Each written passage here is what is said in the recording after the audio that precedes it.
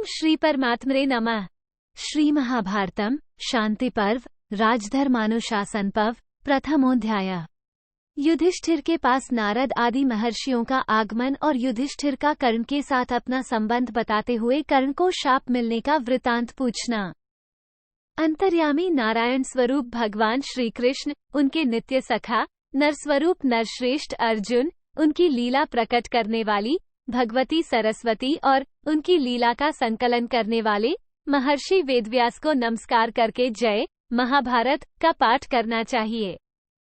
वैशंपायन जी कहते हैं, राजन, पांडव, विदुर, धृतराष्ट्र तथा भरतवंश की संपूर्ण स्त्रियां, इन सब ने गंगाजी में अपने समस्त सुहृदों के लिए जलांजलियां प्रदान की। 1। तदनंतर वे महामनस्वी पांडव आत्मशुद्धि का संपादन करने के लिए 1 मास तक वहीं गंगा तट पर नगर से बाहर टिके रहे। 2। मृतकों के लिए जलांजलि देकर बैठे हुए धर्मपुत्र राजा युधिष्ठिर के पास बहुत से श्रेष्ठ ब्रह्मर्षि सिद्ध महात्मा पधारे। 3। द्वैपायन, व्यास, नारद, महर्षि देवल, देवस्थान, कण्व तथा उनके श्रेष्ठ शिष्य भी वहां आए थे। 4।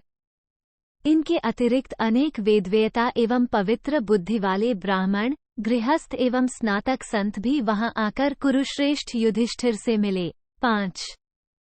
वे महात्मा महर्षि वहां पहुंचकर विधिपूर्वक पूजित हो राजा के दिए हुए बहुमूल्य आसनों पर विराजमान हुए। 6।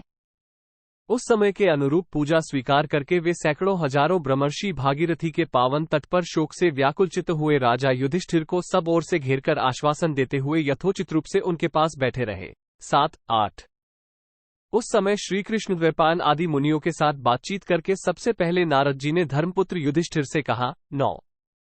महाराज युधिष्ठिर, आपने अपने बाहुबल भगवान श्री कृष्ण की कृपा तथा धर्म के प्रभाव से इस संपूर्ण पृथ्वी पर विजय पाई है। 10।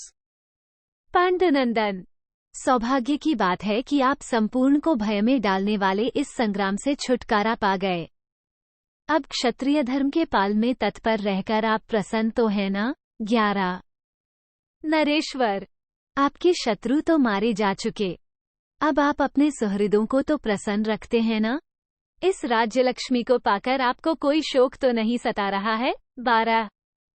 युधिष्ठिर बोले, मुने, भगवान श्री कृष्ण के बाहुबल का आश्रय लेने से, ब्राह्मणों की कृपा होने से तथा भीमसेन और अर्जुन के बल से इस सारी पृथ्वी पर विजय प्राप्त हुई। 13। परंतु मेरे हृदय में निरंतर यह महान दुख बना रहता है कि मैंने लोभवश अपने बंधु बांधवों का महान संहार करा डाला। 14। भगवान सुभद्रा कुमार अभिमन्यु तथा द्रौपदी के प्यारे पुत्रों को मरवाकर मिली हुई यह विजय भी मुझे पराजय सी ही जान पड़ती है। 15। वृष्णिकुल की कन्या मेरी बहू सुभद्रा, जो इस समय द्वारका में रहती है, जब मधुसूदन श्रीकृष्ण यहाँ से लौटकर द्वारका जाएंगे तब इनसे क्या कहेगी? 16। ये द्रुपद कुमारी कृष्णा अपने पुत्रों के मारे जाने से अत्यंत दीन हो गई है। इस बेचारी के भाई बंधु भी मार डाले गए। ये हम लोगों के प्रिय और हित में सदा लगी रहती है। मैं जब इसकी ओर देखता हूँ तब मेरे मन में अधिक से अधिक पीड़ा होने लगती है। भगवान नारद, ये दूसरी बात जो मैं आपसे बता रहा हूँ और भी दुख देने वाली है।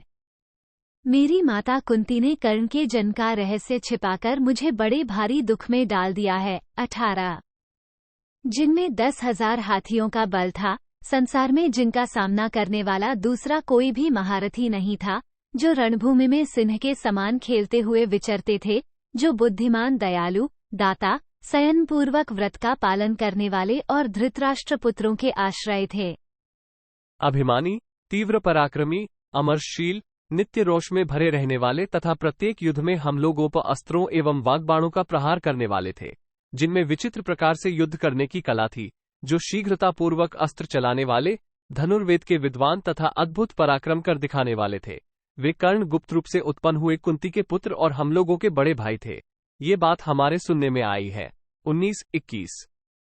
जलदान करते समय स्वयं माता कुंती ने ये रहस्य बताया था कि कर्ण भगवान सूर्य के अंश से उत्पन्न हुआ मेरा ही सर्वगुण संपन्न पुत्र रहा है, जिसे मैंने पहले पानी में बहा दिया था। 22। नारद जी, मेरी माता कुंती ने कर्ण को जन्म के पश्चात एक पेटी में रखकर गंगाजी की धारा में बहाया था। जिन्हें ये सारा संसार अब तक अधिरथ सूत एवं राधा का पुत्र समझता था, वे कुंती के ज्येष्ठ पुत्र और हम लोगों के सहोदर भाई थे। 23।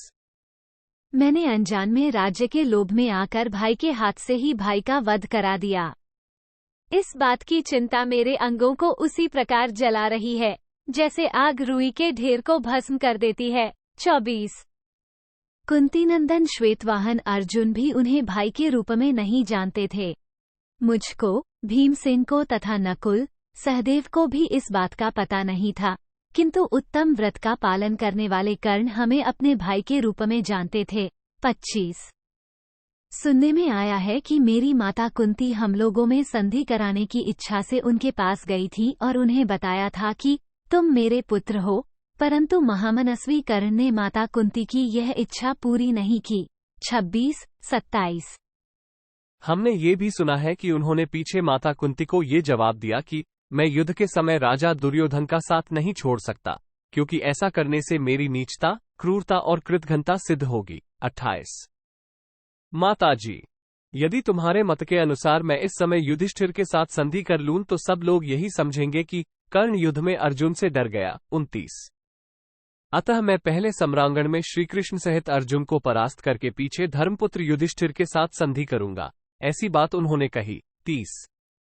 तब कुंती ने चौड़ी छाती वाले कर्ण से फिर कहा, बेटा, तुम इच्छानुसार अर्जुन से युद्ध करो, किंतु अन्य 4 भाइयों को अभय दे दो। 31।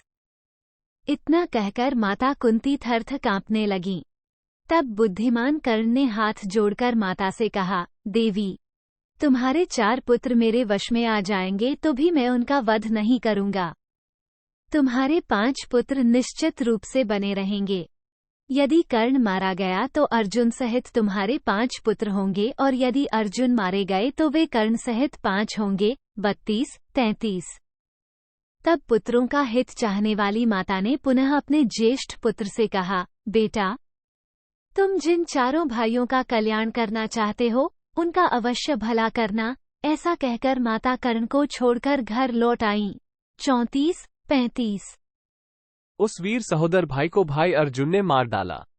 प्रभु, इस गुप्त रहस्य को न तो माता कुंती ने प्रकट किया और न कर्ण ने ही। 36।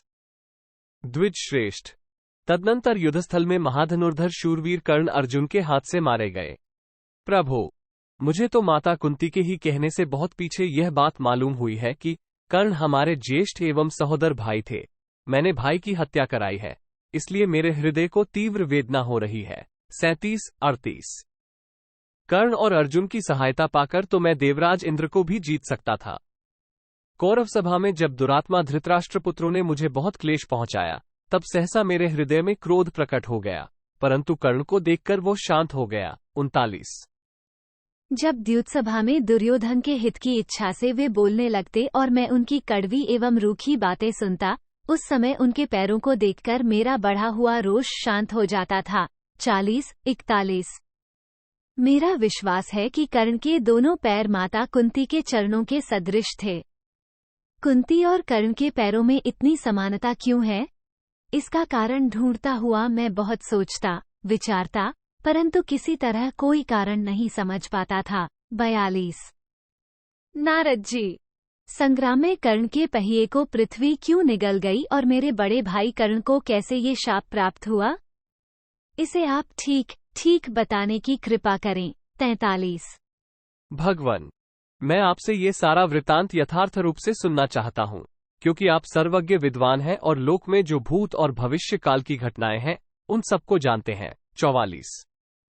इस प्रकार श्री महाभारत शांति पर्व के अंतर्गत राजधर्मानुशासन पर्व में कर्ण की पहचान विषयक पहला अध्याय पूरा हुआ। 1।